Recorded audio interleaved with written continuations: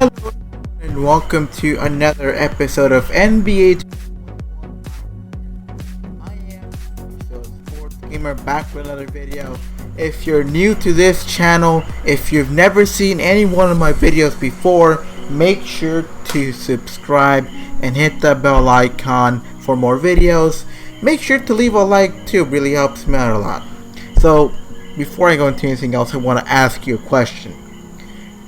I want you to answer in the comment section, by the way. Will the Lakers win the series or will the Nuggets win the series?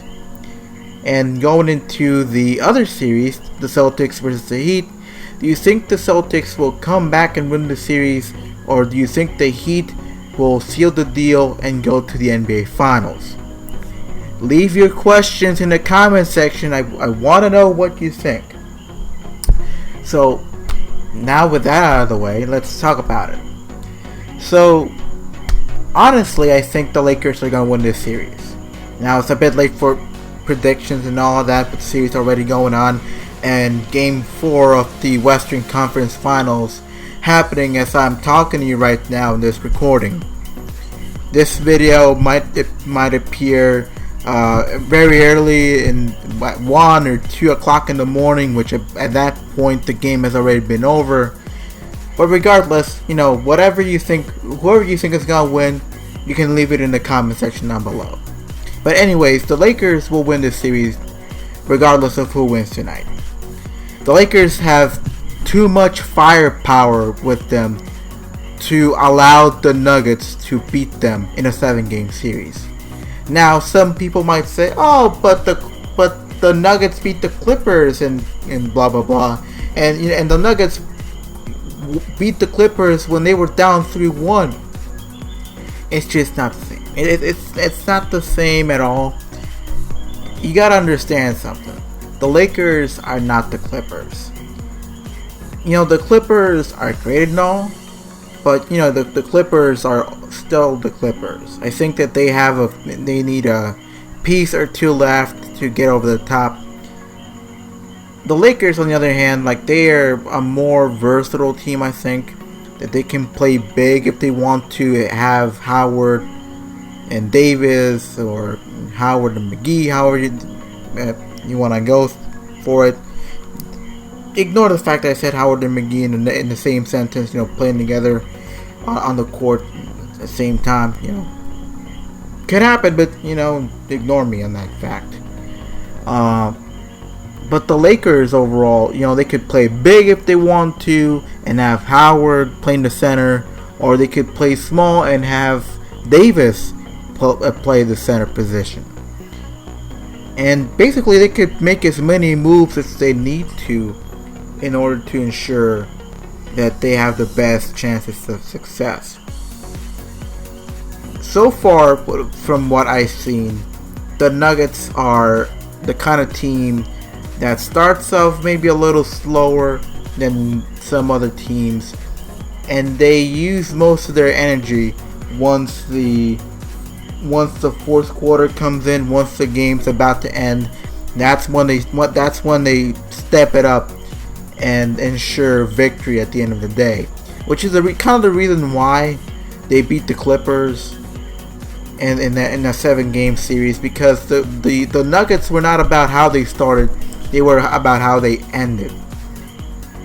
And you gotta understand, Jokic, he's a one of a kind of player at the center position. When you think of a center, you don't usually think about the kind of guy who's just masterful at passing the ball like he does. He's just something else, man. He's something else. And to have the kind of touch when he's shooting a basket as he does, that's something else. But overall, I think the Lakers will be too much for the Nuggets at this point, in the entire series actually, because not only do you have to worry about Anthony Davis, you gotta worry about LeBron James. You gotta worry about Dwight Howard when he comes into the game. I mean, he is a huge defensive factor for that team overall. And in my opinion, I'm not sure if it's a popular opinion or an unpopular opinion, but I think Howard's a better starter than McGee is. Might just be me. I mean, I think that he should have been starting the season and starting games all season long, or at least in the points, since he showed that he was a better center than McGee was. And then you got the shooters. You got Danny Green, you got Kuzma, you got Caldwell Pope. Now, sure, Twitter loves to bash on Kuzma and Danny Green because they're failing to shoot properly, or they're not just doing they're just not doing the right things, at least according to them. But overall, there's one thing is certain. Every player will have their good days and their bad days. It's just the way it is. It's a sport of basketball. You'll have your days where the rim is extremely big. You can kind of see that it's kind of multiplied in size and just about everything it's in. And there will be days where the basket will look as small as a golf hole. You can not get anything in there. Days where the basket just has a lid in it. Point of the matter is, the Lakers will win this series overall, regardless of how this game ends up. And as I'm talking about the game in the series I'm still watching, I took a little bit of a break from watching it to talk about the series overall. Now, going into the other series, the Celtics versus Heat series, I think it's a wrap. Now, the Celtics might win the next game and extend the series, but don't count on them on actually coming back down. Besides coming back from being down 3-1. Now, the chance of that happening, yeah, it's possible, but it's extremely unlikely. To me, the Celtics are the epitome of a team full of really good players. To me, there's a difference between a really good player and a great player. A player can be really, really, really, really, really, really good, but not great. What differentiates the really good players from the great players is their ability to step up when it matters most. At times when you're down by, let's just say, 10 points with 5 minutes remaining, you're the kind of guy that says, give me the ball and get out of the way. Or rather, give me the ball and go play defense. I'll take care of the offense myself. And then they step up and do what they need to do in order to bring the team to victory, or ensure that they're about as close as they can get to actually win games. Someone who's clutch, someone who steps up in big moments, someone who proves that they have the pedigree to be great. Now, a really good player has the skills to be great.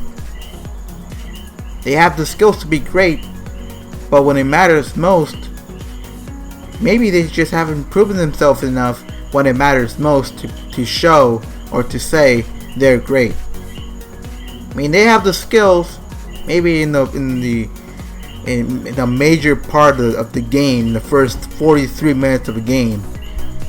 But what happens in the last 5 minutes of each game differentiates the really good players from the great players. And I see the Celtics being a team full of really good players. Now you might say, oh, Kemba Walker came into this team. He's a great player. Is he really?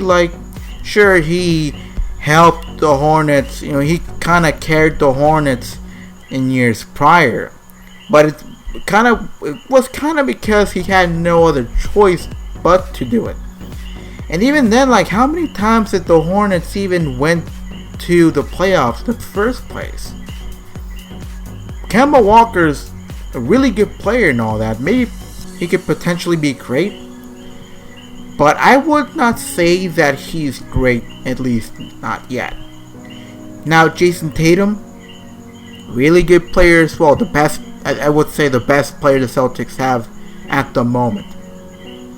But if he wants to differentiate himself, if he wants to go from being a really good player into a great player, he has to step up. He has to tell the rest of the team, hey, I'll take care of the offensive load. The other 4 guys, the rest of all of y'all on this team, go play defense. I'll carry this team on my back if I have to. And win as many games as they can throughout this series.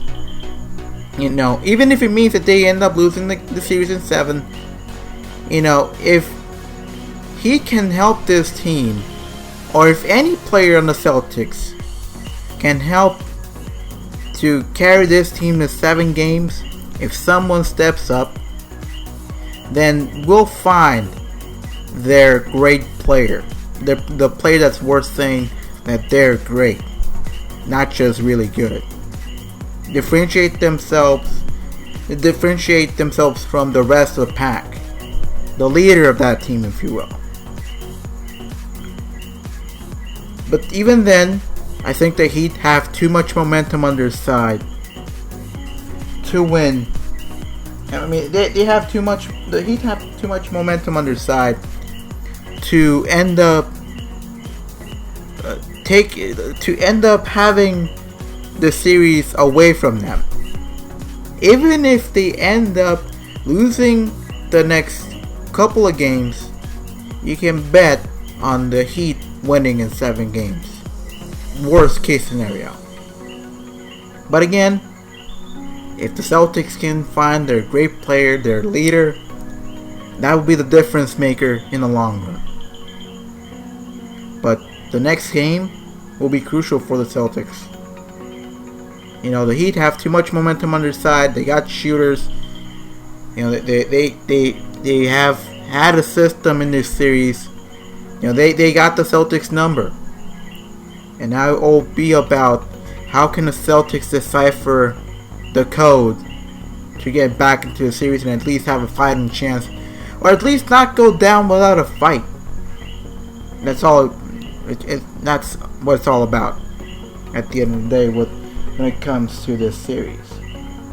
Now, before I end this video, I'm just gonna have to give you a bit of a rant when it comes to the shot meter in NBA 2K21, because it just makes me mad, man. It just makes me mad.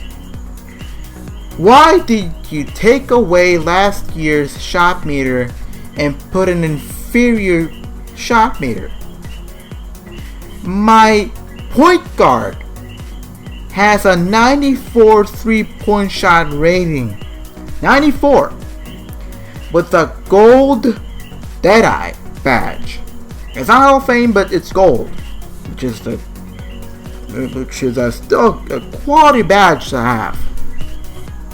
I have a Hall of Fame flexible release badge, and even then, when there's a guy crowding me, crowding my player with a gold Deadeye, no less,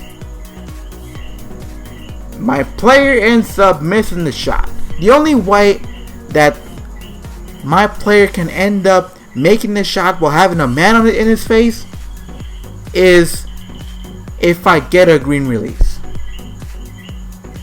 I mean, isn't the point of Deadeye to ensure that the player makes the shots when they have their opponents right in their face?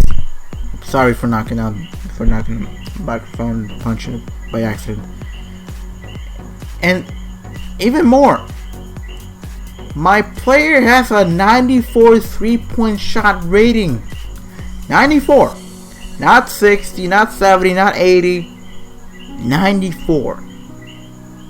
Which, if any player in the NBA or in basketball in general has a 94 3-point shot rating, I don't care if there's a man on his face. He's gonna knock it down a lot more times than Russell Westbrook would be shooting wide open. Yeah, I took a shot. I took a shot at him. I mean, he's a great player, overrated. He's still great. That'll be a subject for another video. But that shot meter stinks. Why would NBA 2K change the shot meter to being that bad? If you want to change your shot meter that bad, can't you change it to something that would be better for the player, not worse? Or, maybe an idea, get rid of it entirely. I mean, you might be saying, oh, why do you want the shot meter to be removed? I mean, I don't want it to be removed. I think it is necessary for the average NBA 2K player, the casual NBA 2K player who just wants to play and have fun. But, you know, I've talked to some people out there that they are not exactly in favor of the shot meter. You know, they don't like the aspect of the shot meter. You know, they would rather decipher the apex of the shot themselves. I mean, everybody's got their opinion. But, you know, I think that a lot of people in the 2K community can say this. We didn't ask for this year's shot meter. If 2K makes a badge soon, I have one request for the 2K developers. Patch the shot meter.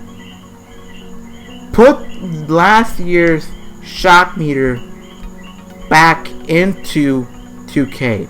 Put last year's shot meter into this year's game. Or put the one that was in NBA 2K15 or 16.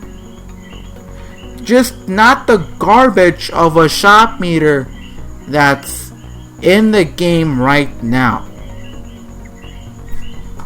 You know, I'm sorry I had to go on a little bit of a rant. I just, you know, shooting about less than 20% from 3, having a 94 3-point shot rating just doesn't make sense. And even more when you have a Deadeye badge. But, you know, alright. That's basically it.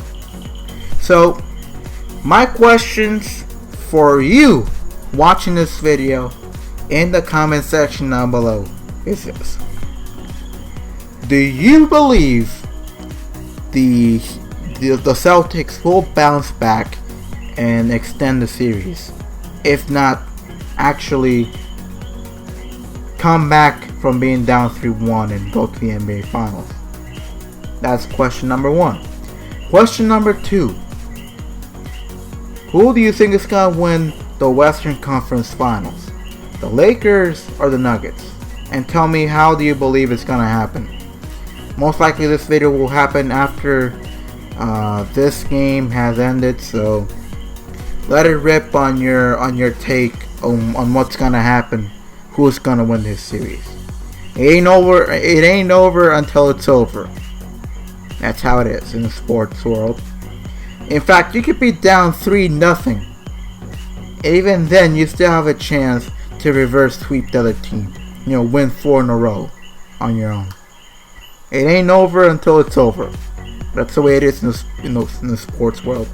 And the final question for you to answer in the comment section of this video.